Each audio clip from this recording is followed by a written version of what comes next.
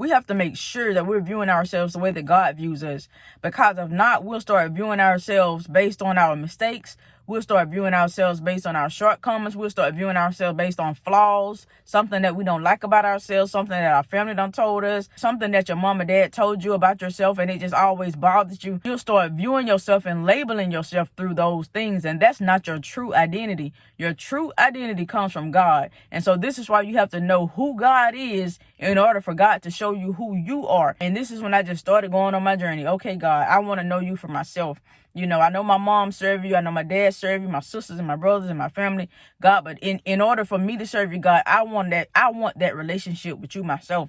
I want that deep personal relationship with you myself. I don't want to know, what my father think, what my mother think, God. I want to know you for myself. I have to have a relationship with you for myself, a personal relationship with you for myself. And so when I started going through this relationship with God and learning about who he was, what do you want, with me, what would you have me to do for you? Knowing that he loves me, he cares for me, just learning all of these things about God and how he feels about me, and so I started learning that he cares for me. And I was like, okay, God, I know you care about my well-being. You care about me spiritually. You care about me physically. You care about me, mentally and emotionally. But the place where I was struggling the most was, God, why am I still broke? You still care about me in all of these areas. And I know that you're a God of wealth. You're a God of riches. You own the world. You own the land. You own everything thereof. Everything in it is yours.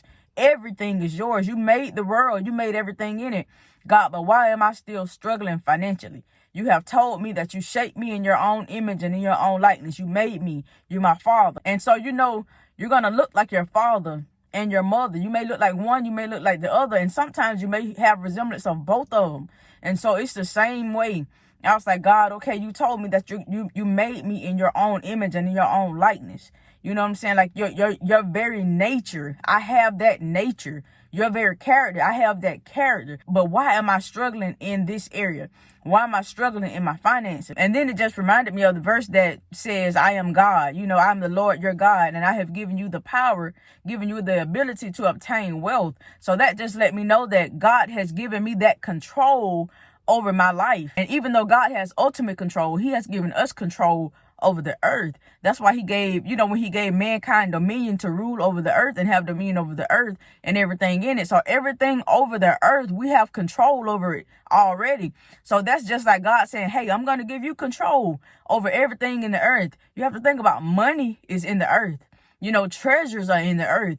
The silver and gold are in the earth. So when we find ourselves praying, Lord, why am I broke? Lord, why am I not wealthy? Lord, why am I not rich? You have to ask yourself, what are you doing with the earth? What am I doing with the things that are already in the earth? The money is here in the earth. And he gave you the power and the ability to obtain that wealth. So somewhere along the line, we're not doing what we're supposed to be doing. And then we'll find ourselves, questioning God, even though he has already given us proof that we don't have to be broke, because he made us in his own image, and God is not broke.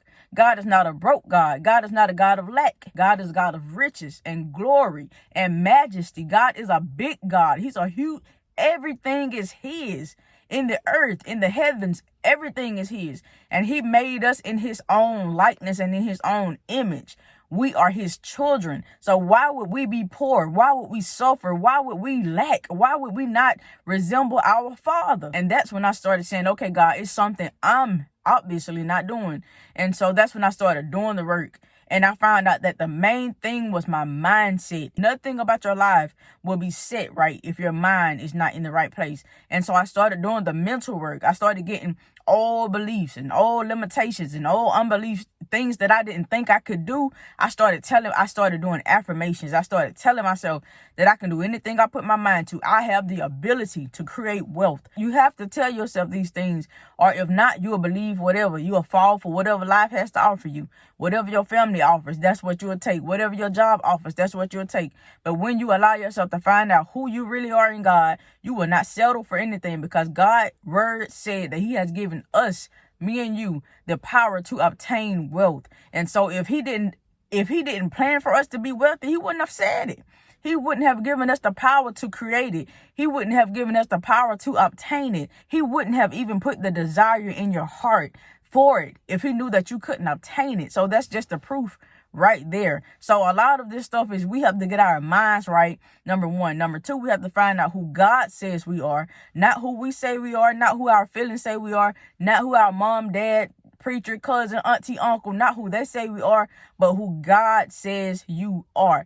There's proof in God that you are designed to be wealthy. There's proof in God that you are not designed to be broke, busted, and disgusted. You're his child. You should resemble him. There's no such thing as a heavenly father having all of these things and then his children walking in lack and poor and busted and disgusted and depressed and stressed. That's just not true. And so we just have to work on changing our mindsets, y'all. You have to speak something different over your life than what you've been speaking. You have to believe something different than what you've been believing. But stay motivated, stay disciplined, stay encouraged, stay inspired. I hope you got something from this video that can help you along your way. But make sure you like, comment, subscribe, and I'll see you in the next video.